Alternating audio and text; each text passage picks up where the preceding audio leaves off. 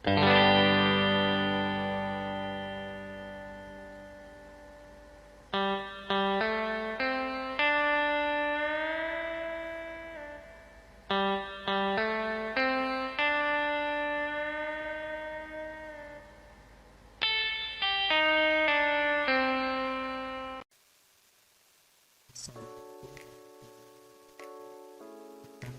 sudah update tadi.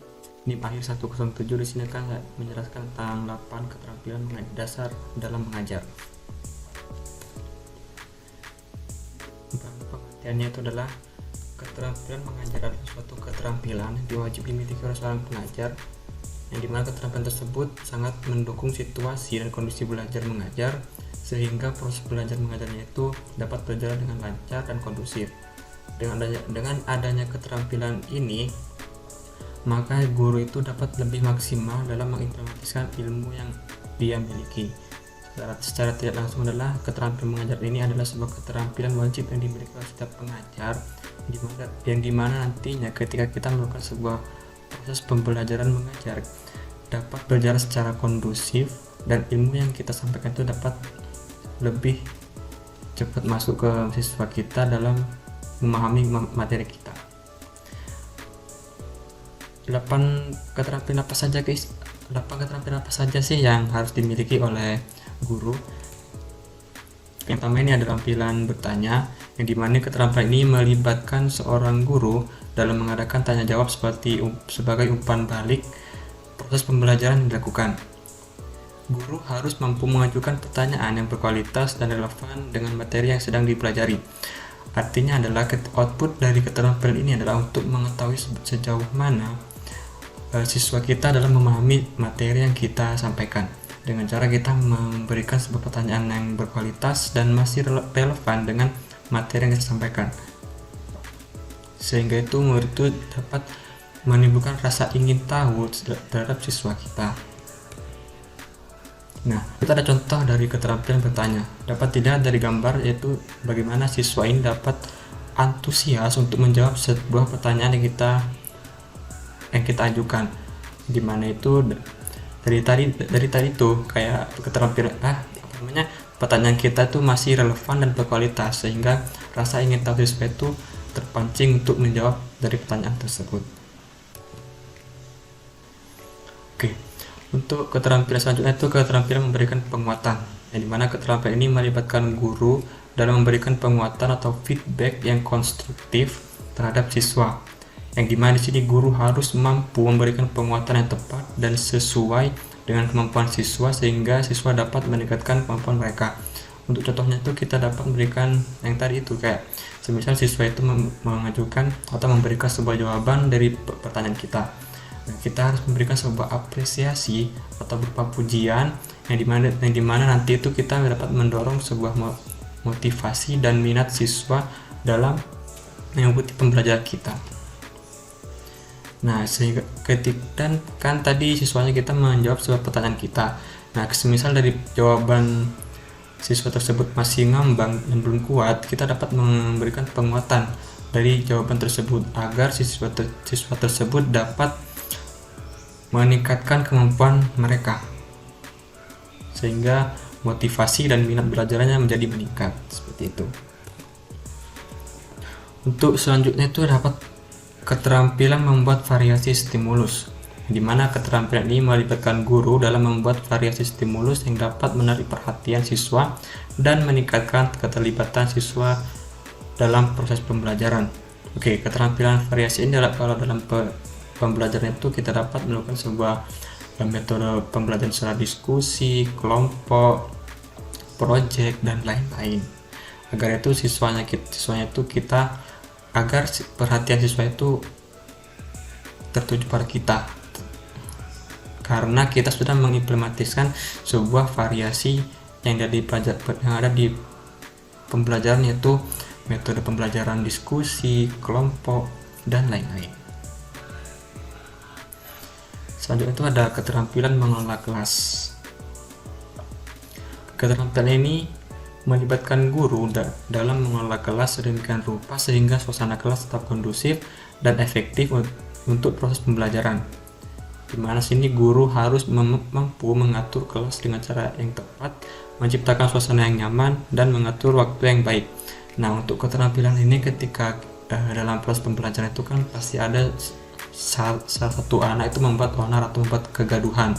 Nah, dimana itu tugas kita seorang guru itu harus memberikan sebuah pengertian kepada pembuat onar tersebut agar proses pembelajaran dapat dilaksanakan lancar, tidak ada kegaduhan, sehingga itu kayak suasana di kelas tuh lebih nyaman dan tentram, dan proses pembelajaran kembali berjalan dengan lancar. Oke, selanjutnya itu ada keterampilan membuka dan menutup pembelajaran. Keterampilan ini melibatkan guru dalam membuka dan menutup pembelajaran dengan cara yang efektif. Guru harus mampu membuat pembelajaran dengan cara yang menarik dan menutupnya dengan memberikan kesempatan siswa untuk memahami materi yang dipelajari. Nah, keterampilan ini dapat kita contohkan ketika kita memulai sebuah pembelajaran. Kita dapat membukanya dengan memberikan sebuah motivasi atau memberikan sebuah motivasi dan dorongan kepada murid-murid itu, atau enggak bisa sebelum membuka pembelajaran itu kita menggunakan sebuah game dulu agar perhatian siswa itu tertuju pada kita. Nah, ketika kita sudah mau menutup sebuah pembelajaran, kita dapat menunjuk salah satu siswa, ataupun kita dapat melemparkan sebuah pertanyaan pada siswa untuk memberikan sebuah kesimpulan dari materi yang kita sampaikan tadi. Sehingga itu kayak masih ada interaksi antara kita dengan siswa itu sebelum membuka dan menutup sebuah pembelajaran. Oke, keterampilan selanjutnya itu ada keterampilan mengajar kelompok kecil dan perorangan. Keterampilan ini melibatkan guru dalam mengajar kelompok kecil dan perorangan, di mana guru harus mampu mengajar dengan cara yang sesuai dengan kebutuhan siswa, termasuk memberikan metode pengajaran yang berbeda untuk siswa yang memiliki kemampuan yang berbeda. Nah, untuk contohnya itu ketika kita dalam sebuah proses pelajaran kita terdapat dua jenis kategori siswa. Contohnya, dua jenis gaya pembelajaran siswa, entah itu gaya pembelajaran yang visual dan auditory.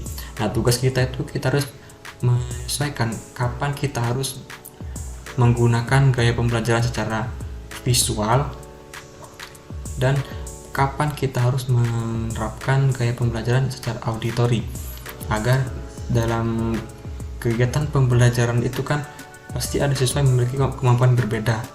Nah, agar kita dapat menyamakan dari kemampuan siswa tersebut, kita dapat bisa memblending dari gaya pembelajaran yang mereka miliki. Selanjutnya itu ada keterampilan membimbing diskusi kelompok kecil, di mana keterampilan ini melibatkan guru dalam membimbing diskusi kelompok kecil. Guru ini sini harus mampu membimbing diskusi dengan cara yang efektif, menciptakan suasana yang nyaman, dan membantu siswa dalam menganalisis masalah dan menarik kesimpulan. Nah, untuk contohnya di sini kita dapat membagi sebuah kelompok-kelompok di situ dengan kita memberikan sebuah studi kasus untuk siswa tersebut menganalisis dari studi kasus tersebut. Istilahnya itu berdiskusi lah antar kelompok. Nah, kita dapat membimbingnya dengan cara kita mendatangi setiap kelompok yang diskusi, lalu memberikan arahan tentang materi atau permasalahan yang sedang kita didiskusikan.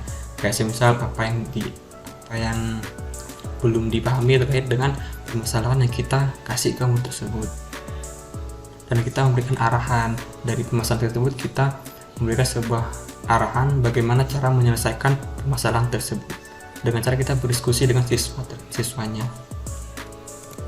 Oke. Lanjut kita ke keterampilan mengelola keterampilan kelompok kecil, di mana keterampilan ini melibatkan guru dalam mengelola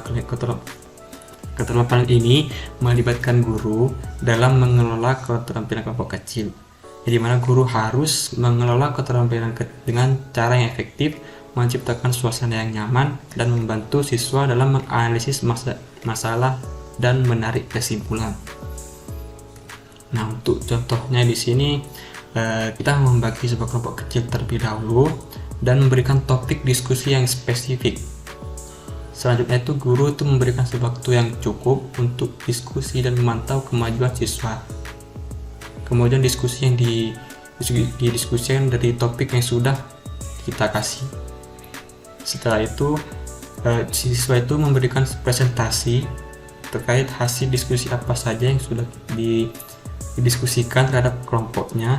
Lalu guru itu memberikan penguatan dan pertanyaan yang relevan untuk meningkatkan diskusi.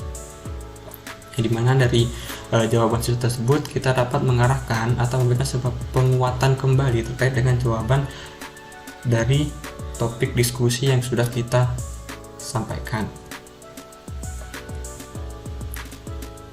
Oke, mungkin itu saja yang dapat saya sampaikan terkait dengan 8 keterampilan dasar mengajar yang harus dimiliki oleh pengajar sebelum kita mengajar di sebuah kelas. Itu saja, kurang lebihnya mohon maaf. Assalamualaikum warahmatullahi wabarakatuh.